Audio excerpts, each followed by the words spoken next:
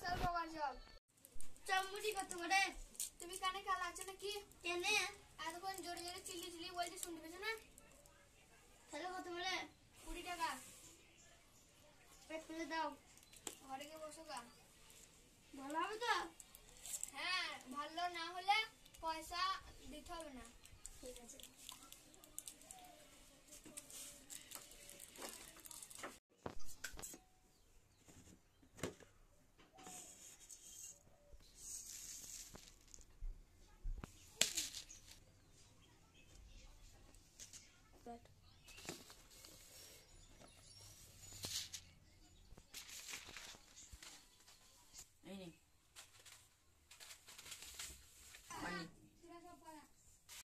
কেমন হয়েছে?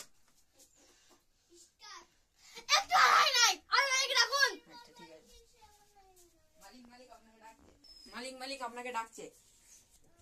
কি হয়েছে?